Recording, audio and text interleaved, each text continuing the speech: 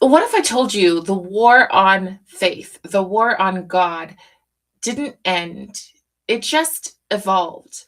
And the man who created this kind of war on God in our generation, that man, his ideas are still around today. They have been warped. You will learn things about this man that you might go, "Well, why in the world do I worship this guy?" Which a lot of our young people do. Um, but he started off with a simple thing, a hatred of God. Now, a lot of us think when we think about atheism that atheism is just live and let live. You know, you see the bumper stickers that say, like, can't we all get along? But that's not what atheism, when ruled by a state, looks like. It looks like authoritarianism. So the ideas that he helped shape, they didn't die. They just learned how to speak a softer language.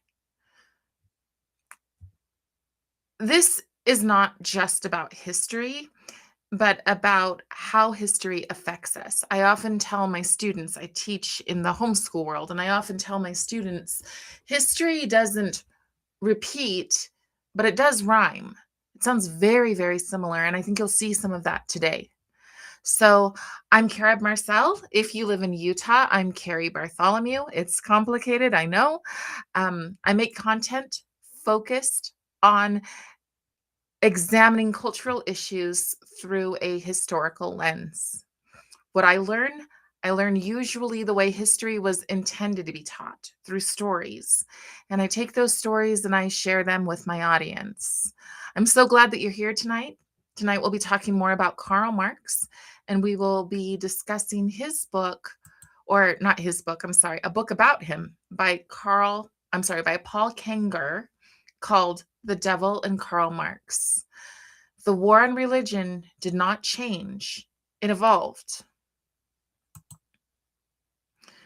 So Karl started off as this poet. And what's really interesting about him is that he will tell you himself he is not a Marxist. And that fits really well because if he was, he'd be a terrible hypocrite. You see, so many people think that Marxism is just an economic system, but it's not. It's actually more of an ideology. His focus was very much grievance. I deserve things. And whether or not he applied, because, he wasn't starting where the people that he was talking to, he was talking to and writing for the poor, the people that he would call oppressed and arguably were oppressed. So he was writing for those people, but he wasn't those people. Karl was a mooch for all intents and purposes. He was a deadbeat husband. He allegedly sexually assaulted his maid, got her pregnant, and had his best friend take the credit.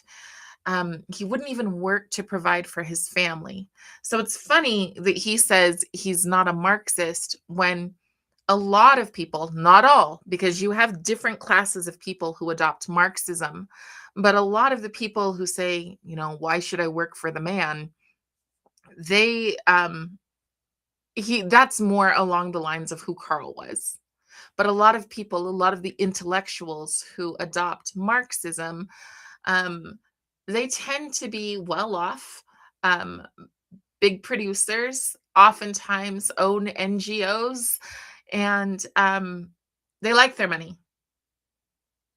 I think maybe they like their money so much that they look at the world through this lens of we are guilty, and the best way to not be guilty is to adopt this ideology that, quite frankly, is its own religion. So he says, with a disdain, I will throw my gauntlet full in the fact of the world and see the collapse of this pygmy giant. Then will I wander godlike and victorious through the ruins of the world, and giving my words an active force, I will feel equal to the creator. So see, a lot of people, when they say atheist, they say they don't believe in God. Karl very much believed in God. He just hated him. And that hatred has gone further. And that hatred is not always a hatred like um like visceral and outwardly destructive. Probably the most dangerous kind of that hatred are the people who have decided to mock God. And that's what we're going to talk about today. We're going to talk about the people in history who decided to mock the idea of God, specifically in this case, Lenin's Bolsheviks. And then we're going to talk about what that looks like today, how we have a softer version today. So here's some more pictures. And he says, if anything is certain, it is that I myself am not a Marxist. And he wasn't. He wasn't a Marxist by what he said, which would be produce, because the man produced very little except for his writing. And his writing is, some of it's very vile. Of course, he wrote the Communist Manifesto, which a lot of people have adopted, but it's really grievance. It's really a the oppressed and the oppressor, and the oppressed or the oppressor needs to be taken down by any means necessary. And those any means are what I'm concerned about. So let me move to the next image. So when Lenin came to power with the Bolsheviks, they were very threatened by faith. Now, I want to be as honest as I can when I'm talking about history. And it is true that the churches, they were dripping in gold, right? They had a lot of people trusted them. They had the authority, and they had the wealth. But these people who said, well, we need to be equitable, we need to all line up together, these people came to their churches and destroyed them. They literally, let's see if I've got a good picture for you guys of that. So this is when they're taking things out of the church, and in their writings, as they talk about taking things out of the church, they do an inventory of all the things they have and how wealthy they're becoming. So it's not that they hate the wealthy, they hate that they are not the wealthy. And the Bolsheviks were very, very threatened by religion. So he wasn't just he it wasn't just about religion as an institution. It's specifically about hatred of God. So you have to imagine a bunch of people who were raised to believe something. They no longer believe this thing. They no longer believe this thing. And um, now they resent anyone who does. It's one of those things where when you believe something and it comes and it's shattered for you, you need other people to believe it. It's kind of a phrase that we would learn today is to center around or to celebrate someone else's ideas to the point that they force you to. So today is Trans Awareness Day or Trans Visibility Day, and a lot of people want you to believe and to think the exact same way they do. And if you don't, that is justice for canceling you, that is justice for harming you. There was a woman just recently in, I believe, in Canada, who said that misgendering someone could result in murder. So now we used to say that in um it could result in genocide or them taking their own lives. But now we're willing to say murder. So it's already escalating. So let's see. I've got a lot of his poem. I'm just going to read some of his poem. He says, I shall build my throne high overhead. Cold, tremendous shall its summits be. For its bulwark, superstitious dread. For its martial, blackest agony. And from another poem, thus heaven have I forfeited, I know it full well. My soul, once true to God, is chosen for hell. So he had this very dark, very kind of gothic thing about him, which isn't a problem in itself, as far as I'm concerned, as a classical liberal, I don't see that as being a problem. What I see as being a problem is imposing those ideas and turning those ideas, that ideology, into the new ideology that everyone was supposed to follow. So here's just some examples. Immediately, this threat of the church, this, if you don't believe the same things as me, the authoritarianism of it all became, we need to mock religion. So the way that that looked specifically is it would show that religious people, you'll see this little lady over here. First, I guess I should look at the astronaut. The astronaut represents Sky Daddy, something that we hear a lot of today. Oh, go believe in your Sky Daddy, whatever. It's the same thing. So you've got the Sky Daddy, and down here you would have a picture of the church. Over here you have an old woman beating her young child. This was the kind of propaganda that they would use to say that Christians were always violent, that to destroy the family. Now I want you to think about these pictures and to think about some of the narratives and the language that we hear today. So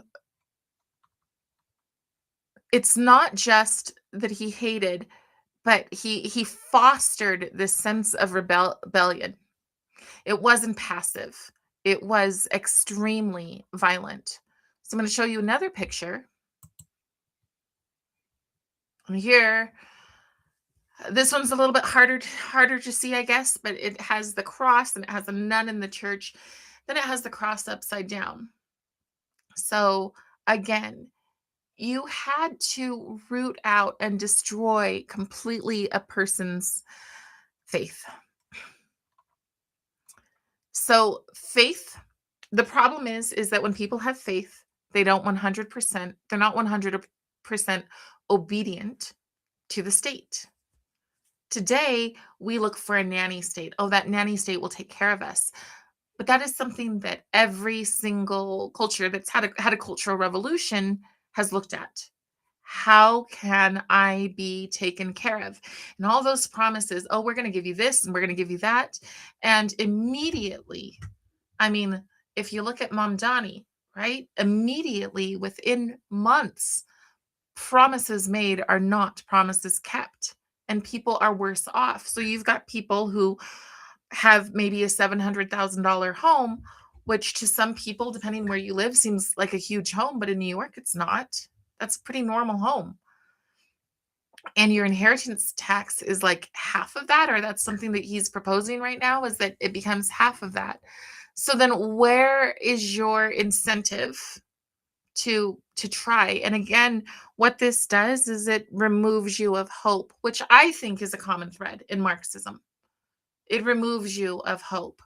Because when you're so concentrated on grievance, grievance, grievance, how can I get mine? How can I get mine? How can I get mine? You're not grateful for anything. And I think when you're not grateful for anything, you're genuinely not happy.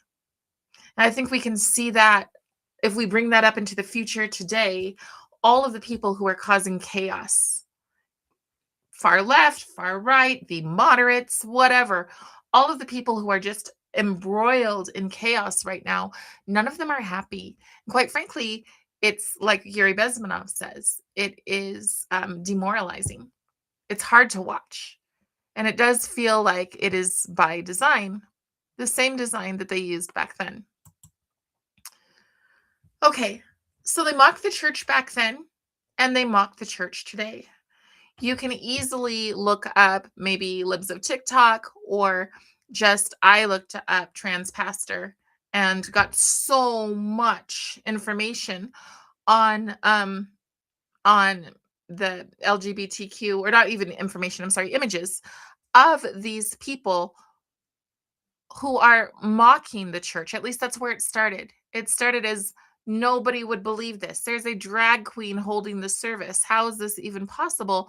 To that being normal, to people being removed from church who say, whoa, I don't agree with that. Now, I watched a woman today who is a politician, and she went to their church and she started telling them, you're going to hell, et cetera, et cetera. That would not be my tactic. My tactic is to turn on my screen to talk to you and to say, hey, avoid those kind of churches. And if your church becomes one, leave it. That's, I think, a much healthier way of looking at things um, within the church. Because one, violence is a real thing. It is a very, very real threat from the left. I'm not going to pretend it's in the other direction because I just don't see that. Um, and when you look at like I said, the prime minister saying misgendering could result in murder, it's being normalized. And that becomes a real problem when hate is normalized. So you have to ask yourself, what's the alternative? A lot of people are thinking, I'm not happy with the way things are going right now. I want to change. But you need to ask yourself, what is the change? Who are we going to put in power if we have change? So, one of the things that I was talking about last week was that I'm very interested in what makes people evil. What is kind of that definition of evil? And I think evil are the people who would willingly create a culture of hatred, real hatred, not the projected, I always say everything's a projector, not I don't agree with you, that's hatred, because not agreeing with someone is not hatred. Forcing them, even to the point of physical threat or death, to agree with you, I think that's the definition of evil. So, I'm going to show you just a few pictures on this one. And here's some pictures of as it goes. Here's some pictures of over here is an event that happened this weekend. If you can't see it clearly, it is a guillotine. And several guillotines were placed out for the No Kings protest. And a lot of people are like, "Oh, that's cute. They're cutting off Cheetos." Okay, but you're normalizing and humorizing violence against a person because you don't like them. You're normalizing violence, and mind you, this is here in Utah, where Charlie Kirk was killed 6 months ago, and that matters to me. A huge reason that I do this is because after Charlie was killed, my son and I ran over to a McDonald's, and there was a whole bunch of young people, older than him, but much younger than me, people. And they were saying, who's going to talk to us? He was the only person who talked to us. And so I want to do my part to talk to people. I want to do my part to mentor and to explain and to stop this rapid incursion of hatred that our culture is gravitating towards. Okay. So on the next side, you'll see several people who are mocking the death of Charlie Kirk as if it's normal, and it is to them. It is. It's something that you can do at a party and everybody can celebrate, and it's fun. So that's for them, right? So a celebration of suffering. I don't know about you, but I love books, obviously. And I I'm sure you've all read the book, The Lion, the Witch, and the Wardrobe. The Lion, the Witch, and the Wardrobe, I am reminded of Aslan when they shave him and he's, basically a cat. Gotta find that picture, this picture. And they celebrate. And when I first saw that movie, well, I've read the book, but when I first saw the movie, I mean, I could not hold back. How could people be so incredibly evil to celebrate someone who was, in my opinion, innocent? I don't think that using words, especially words when, in my opinion, are said out of love, and I understand that there are people who will not understand that. But I believe that whenever you speak truth and you don't speak it with you know, you need to go to hell or you're a lying this or that or all of the plethora of things that people say when they just don't agree with you and don't have an argument. If you just say truth, even if it's hard to hear, then you're saying it out of love, in my opinion. So, to me, the moment when he died, a group of people in Utah, they were ready. They were ready with, I think, 11 different coalitions that all got together. And these are coalitions of people that could not help. But even on their releases before they said, come to this event, they could not help but say he was a bad person. But even if he was a bad person, we shouldn't be bad people. My argument is that these are the bad people.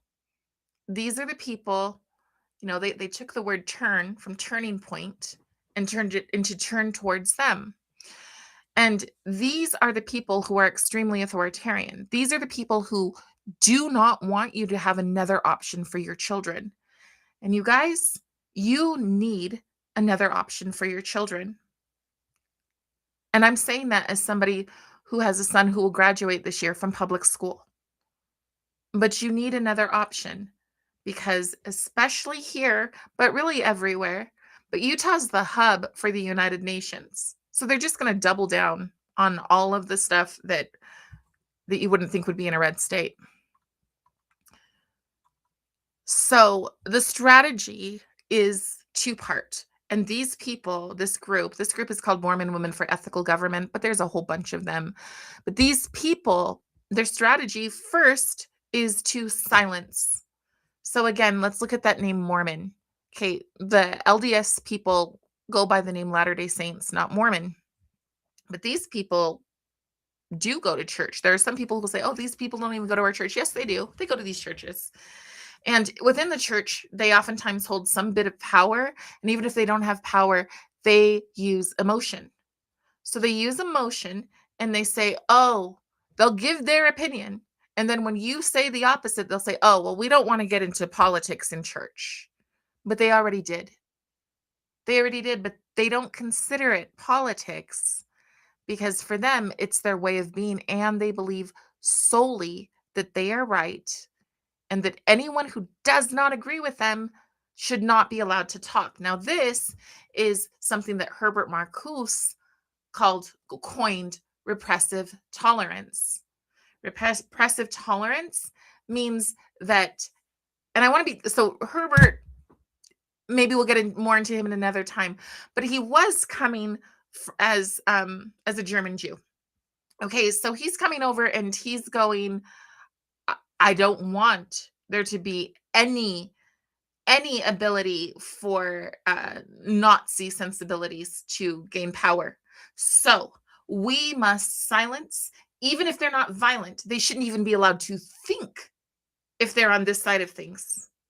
And these guys, even if they are violent, we must praise and lift up. Repressive tolerance. We have that all over the place. We have judicial things today where it's like pretty obvious that this should be an issue. And it's not. Take, for example, the young woman who was killed last weekend by an illegal immigrant. And the newspaper apologized for calling the killer an illegal immigrant and really just kind of pushed her under. And that constantly happens. We kind of push one side over and adopt and lift up and what's called center around the marginalized. And this happened all the way back with our friends, the Bolsheviks. And when I say our friends, I do not mean our friends. So the Bolsheviks, they hated God and they needed to destroy even the thought. Now, again, that softer strategy today, the softer strategy, you can't talk in church. These people can say anything they want to, but you can't talk in church. And if you do, somebody's going to say their feelings are hurt. Somebody might go to the bishop or the Relief Society president or the pastor, and they might say, oh, that person's kind of a troublemaker. They make me feel so bad.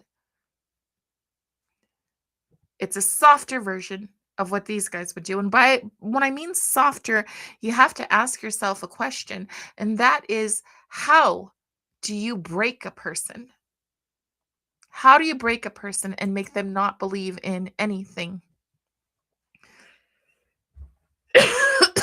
Well, the Bolsheviks, they took everything that was sacred and they desecrated it. They tore down their churches, they stole everything out of them. They also humiliated their priests. They and by humiliated, I mean they made them sexually assault nuns, um, and worse. So bad I can't even. Um, but the thing is that they were at a place where they didn't hate just enough to walk away. They didn't hate just enough to even shun. They hated so much that they had to destroy.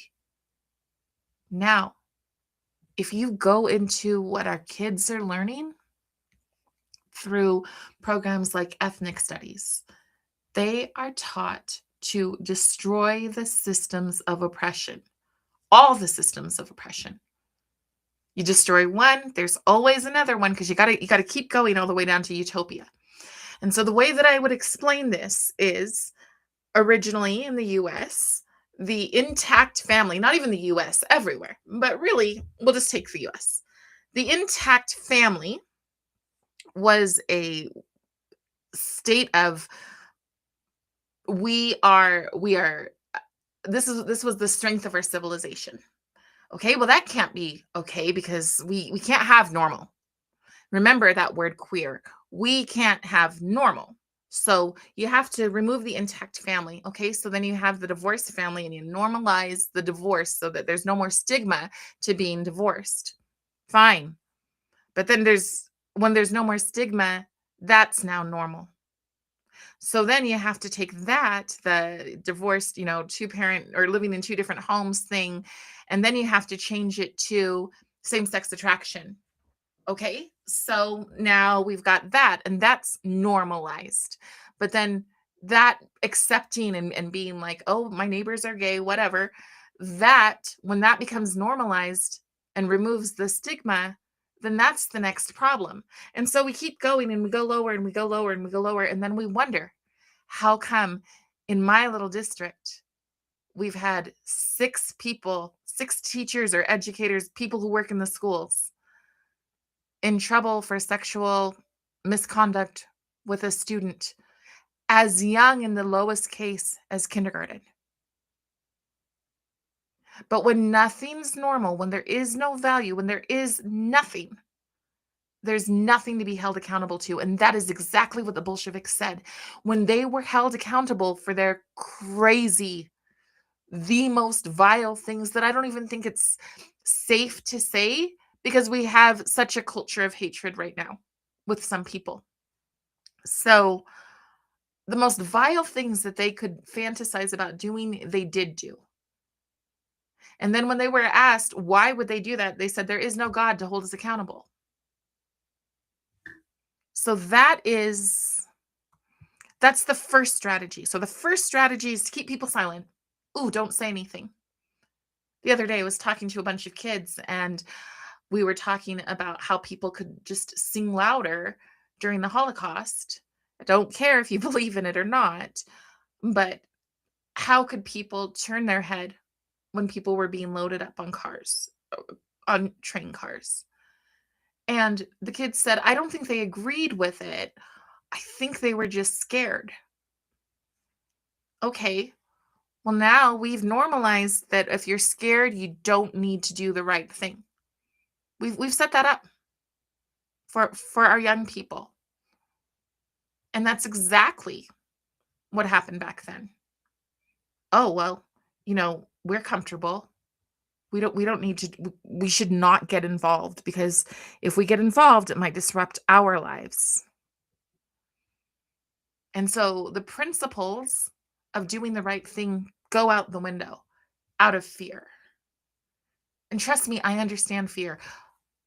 Those of us who speak up, even if we speak up behind a camera, we face that on a regular basis. And I know that, if I gain more attention, that is a frightening concept. So I kind of like it that I've got a few little people watching me. Thank you so much. So the first part is you're pushed into two options. You be loud or you be radical. So we have kids and we say, "Oh, isn't it adorable that these little kids are protesting for strawberry milk because they want strawberry milk this week." Oh, it's so cute. Let's bring the newspaper in and take pictures and tell these kids how amazing and stunning and brave they are because they are protesting and using their voices. But really, we're just turning them into activists. We are creating a guard, and we're not just doing it in our schools, but we're doing it in our churches. When our youth groups adopt social and emotional learning as camp themes, we are creating revolutionaries. Revolutionaries have to be controlled. They cannot be controlled by God. So this is always an attack on God. Even if your church is super, super proud that you're adopting these cool new principles of character building, social and emotional learning, you are adopting how to be obedient to the state. That is the goal here. That was their big thing. Because remember, Marx wanted to walk around as if he were God. And you cannot do that if people have their eyes focused somewhere else. Then you can't be their God. And that's a problem for the elitists who want to be in charge of you. So let me give you an example of what that looks like today. One of the places where this is very prominent is in the institutions that shape our character. So we've got our churches, we've got our schools, and now we have therapy. And I brought the proof. I brought the proof here because this is FAIR, which is the Foundation Against Intolerance and Racism. You can listen to them in an interview, talk about it, and you can see that these people they're not often white. And they still have a huge problem with being taught the oppressor oppressive narrative, or that America is inherently biased, wrong, bigoted, sinful, whatever words you want to put in. These people, they brought a case, and here's some of what that case says. Formal complaint filed against the council for accreditation. You cannot be a counselor if you don't adopt social justice as your ideology. That's not a lie. Think about this. Lawsuits cost money. Nobody's going to bring it up if it's not true. No students are going to go forth and try to sue if there's no standing for it. So, formal complaint filed against the Council for Accreditation of Counseling and Related Educational Programs. That's called the KCREP. The legal pushback is underway. FAIR has filed a formal complaint with the U.S. Department of Education Office of Civil Rights against the Council for Accreditation of Counseling and Accredited Educational Programs, the KCREP. FAIR took this action to address concerns about mandatory ideological conformity in counselor educational programs nationwide. This was submitted on May 13th, 2025. I have interviewed multiple counselors or multiple students of therapy who are going to become counselors, and the absolute hell that they went through in the process made them either stop, made them go underground, made them focus on instead becoming a life coach, because the accreditation to become something that they're not, to prioritize race or gender over actually helping people, was a problem. Now we have the same kind of things in medical. So there's do no harm that talks about medical, where they're supposed to take on an ideology. They're supposed to take on the lies of the state, the what I like to call the emperor's new clothes version of the state. And some of the ideas are so ridiculous that the only way that you would do it is if you're broken. So I will go as far as what happened to these priests. And they had all of these things. I mean, they were pious. They never did this and they never did that. Well, anything that they never did, including like forced homosexuality, they had to do. They had to do bestiality. They had to do all sorts of things to break them, to break them, to make it so that they could not look in the mirror and see themselves as a good or valuable person. And the same thing has happened with these very good people, very principled people who got into a profession of helping others. I know people who are um Unitarian, specifically like leaning into yoga, and I can't Buddhist. So Buddhist and um shamed for that because they also happen to be white. And asked multiple times, "Are you sure you don't want to just exit stage left?" In other words, "Are you sure you don't want to just get out of here?" Because um that's now empowered. Cruelty and hatred of other people is empowered. And so that's why I asked the question, what is the alternative? Because you can mock my sky daddy all you want. But if my sky daddy tells me you got to turn the other cheek and love these people, you got to work as hard as you can, you got to talk until your throat is swollen, but you got to do whatever you can to save as many people as you can. I would rather have that. Whether you believe it's true or not, I would rather have the freedom to have that than be taught that I had to hate people because other people put some agenda and said, you have to hate these people because we told you to, because the state has said that that is right and that is the new truth and you must adopt it. Which is what happens when you don't have something higher than the state. So, my friends, thank goodness, they're fighting back and they cross the gamut. They're different religions, they're gay, straight, and I don't know if I have any trans friends. I do have a friend who's a drag queen. Um, but but he's not trans. Okay. A modern conflict over belief, consciousness, speech. It's not identical to the past. And I think a lot of people think that it's fine that they're doing this because at least we're not being violent. Or are we? Or are we? Did we sit and mock a man for speaking because a whole bunch of people looked to him as the person who would say what they felt they could not, which isn't true? People say that to me all the time. Oh, Carrie, you can say the things we're not allowed to. That is not true. But until you believe it, I'll keep saying it.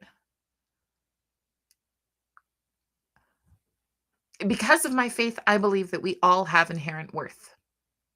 All of us. Which is why I believe that even my enemies are worth trying to wake up. But they would push it to a place where you couldn't say, you probably should wake up. That could be illegal. That could be harm or hate speech. Sorry about my dogs. My husband's obviously pulling in. So here's some language that these therapists were told, even though they knew the full definition. These are some of the words they were told: intolerant, harmful, social consequences were shunning, job losses. There's a principal, a quite woke principal in Seattle who wasn't woke enough and still lost his job because it's a religion and you must have complete and utter allegiance to this religion. It is just as it's funny. Somebody told me the other day that they thought Tellerico was the best version of a Christian because he's not toxic. Well, this wokeism is a toxic religion. Atheism is 100%. a religion. It is not just live and let live. That's a classical liberal. But atheism, well, at least the one that's tinged with wokeism is a religion. And that's really what they want. Even if they say we're just atheists, we don't believe in whatever. If they're woke, they have they have their own scriptures. I would say How to Be an Anti-Racist might be one of them. Um, they have their own God. I'd say, well, we've got Marx, but then we've also got the Prophet Obama. Um, you've got multiple professors that would probably be the priests and priestesses. Um, you've got penance constantly saying how guilty you are or constantly self-censoring. I would call both of those penance. And you're an evangelical because you are definitely in the faces of other people. Always. Never ending to the point that there are people who do choose to exit this life because they can't do enough. And so, see, to me, the alternative, the thing that makes my country, why I'm a patriot, I guess, is redemption, resilience, and grace. Grace means we all get more than we deserve, which we do. I mean, we're kind of a socialist country already. We are very like, gimme, gimme, gimme, let me get mine. So, resilience, you can become and do anything. And you can have the life that you want if you are prepared to work for it. The problem, that alternative is you don't need to work because working can trigger you, right? Working can traumatize you. Let us take care of you. You get taken care of right into your own cage. When any belief system demands total agreement, you're enslaved. When it punishes dissent and defines morality for everyone else, which is what this group does, if I can find it again. No, sorry, it's here. This group right here, they define morality for everyone else. They go out of their way to mock and to tell everyone else that they couldn't possibly be as good unless they join them and turn towards them. And I don't want to. I think they are the definition of toxic. Getting good people to disengage is not a side effect. It is a strategy. Wearing them down is a strategy. So you guys, this is what I found in that second book. I'm going to go and see. It looks like I've got some things in the chat.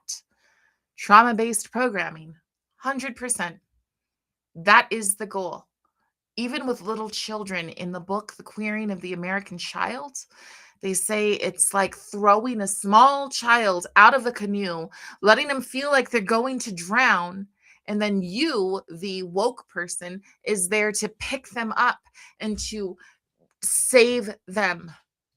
You break them away from their family by telling them or throwing something at them that they cannot handle. My mommy and daddy said we go to church on Sundays because of this, and now you're telling me in school that church is a bad thing that oppresses all of these people. I can't handle. That's okay, honey. That's okay. Let me talk to you about it. I can tell you in a way that you can understand. That person becomes your child's new person, their mentor, their guide, if you want to go with religion. And it is 100% traumatizing these kids. And we have to, you guys, we have to do everything that we can. I have a poster that says, all that we can do is all that we can do. And that's what we have to do. We just, If there's an opportunity to be a light in somebody's world, yes. If there's an opportunity to say truth, yes. Speak truth every chance. Be in love with it. Wear yourself out with the truth. Don't even apologize when your family is like, "Oh my gosh." Just speak it because there's not enough people doing it.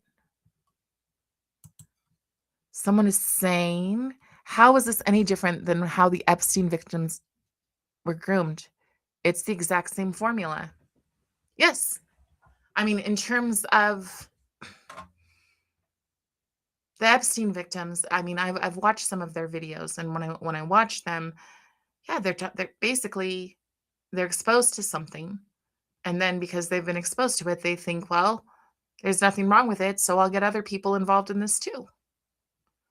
It's not a it's not a thing that I dig into a whole lot because coming from poverty and rural communities, I know how young people get involved in things that other people would just find completely repulsive. But I do think that a lot of elites think they're gods. Again, this group here, these people think that they are the end all be all, the very best people, the most moral people. A lot of people think a lot of people think that because they are wealthy or comfortable, they are selected or chosen by God. I don't know that that would be Epstein and his group. I don't think they believe in God, but I think they believe in a brand. So I think you actually could find them in church. I know that you could find certain presidents in churches that by the things that they do and say, you wouldn't believe that that would be possible. This is yeah, absolutely. Thank you. It is scary. It is scary, and we do it anyway because it's the most important thing that we can do. So, you guys, that is my second episode. The next time I will go into how social and emotional learning really is a religion and what it has to do with this book. Again, the book is called The Devil and Karl Marx. I have to go over here, sorry. Um, the book is called The Devil and Karl Marx. If you have a strong stomach, you can listen to chapter 5. I listened to it on Audible. Um, and I have enough notes for probably 13 episodes. So thank you so much for watching. Please share and subscribe or just take one note from it and go and rebrand that as your own and say, "Hey, I learned this thing today. What do you think?" All right, my friends, it is time for me to go to sleep. I hope you have a great night. Bye.